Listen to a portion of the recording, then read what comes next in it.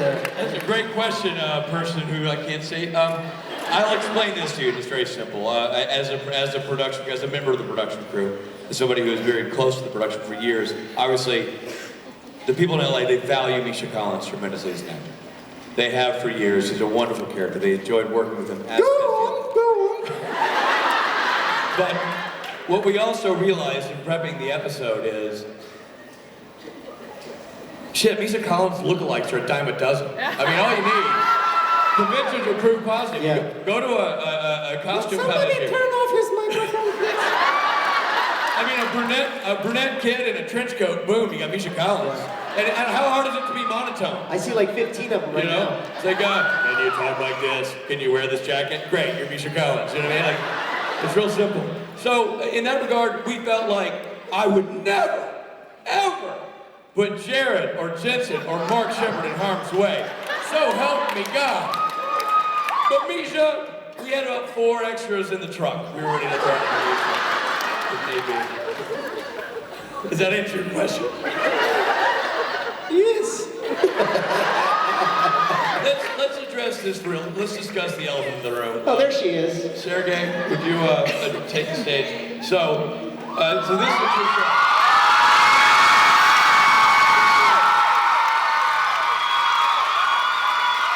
For those of you who don't know,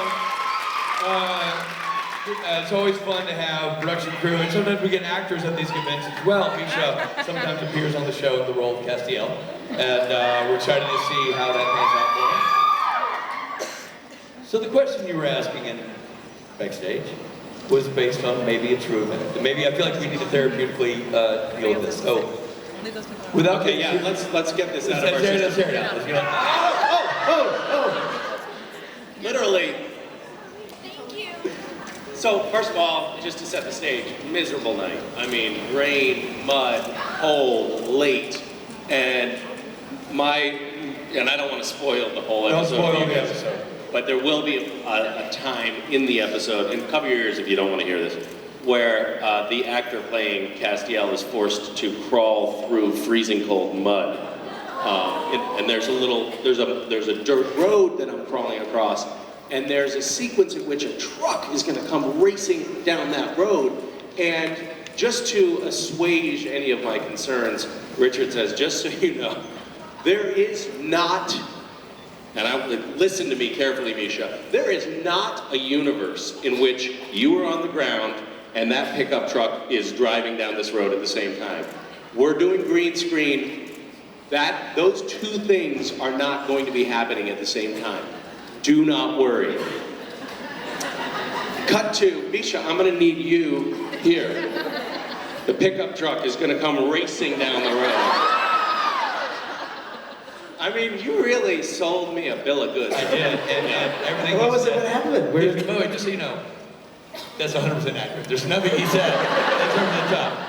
I was ready to jump in and go, yeah, no, that happened. And he's looked at me, he's like, motherfucker, what happened? I will never be in the road with the truck. I'm like, oh, pish posh. Visual effects says it's fine. And he's like, visual effects could CGI a fresh leg on me if I get hurt. Like, what do they care? They have no horse in this race. I said, TikTok kid, I'm losing my day. Let's do this. And we did it. It was one take. It wasn't so bad. And now we have this great friend moment that we can share on stage. But did you tell him? Yeah, you have to cut that scene. I actually did make the final.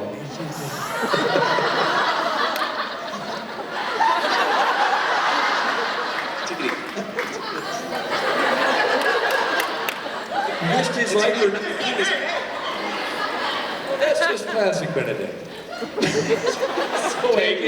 Taking our near-death experience, Making it about you. making it all about you, dashing the hopes of this young actor who wants to stay on the show.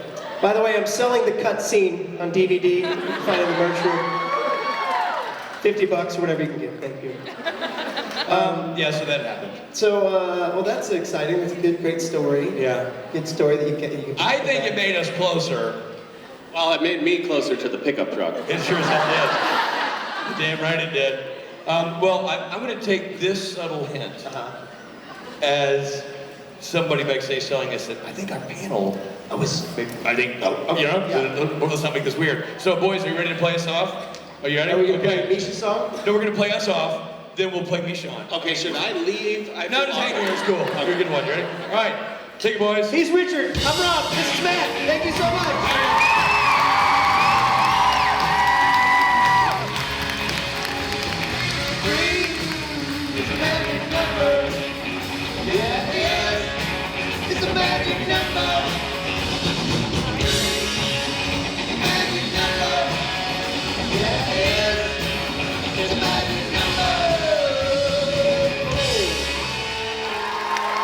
Thank you so much. Now, without further ado, let's bring out the guy you've been waiting for. I know you're on pins and needles. He's my angel. Keep going.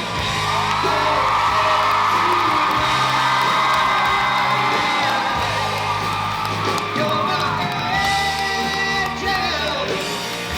Gonna make it alright.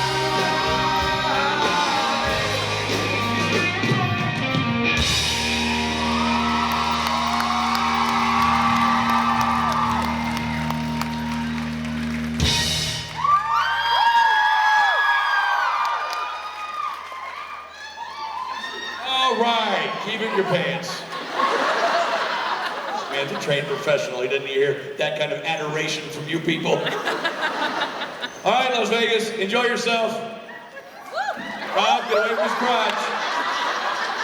Away from his crotch, Rob. Rob, away from his crotch.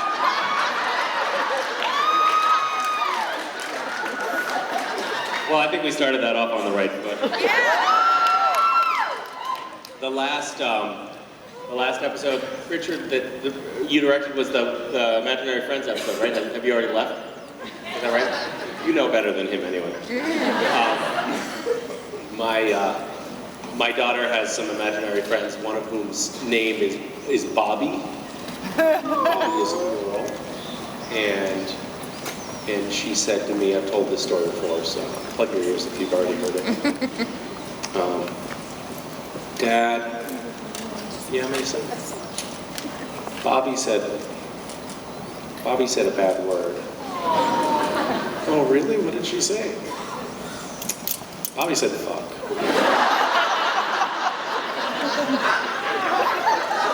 So I choked her and I killed her.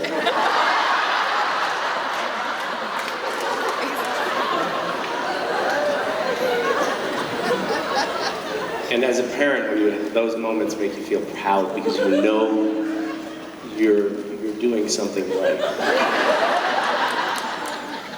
You're teaching her to swear, and you're teaching her to hurt people to get what you want.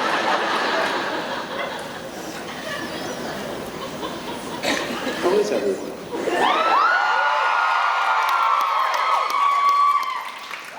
I'm a tiny bit under the weather, so if I'm a little bit slower and less interesting, even less interesting than usual, you'll have to forgive me. Yeah. See? Oh, that's all I needed, was a little sympathy. Thank you. How many of you guys are here for the first time? Wow. This has got to be the highest concentration of virgins in Vegas ever. That's amazing. And how many of you live like close by, like in Vegas or Vegas? So how many don't?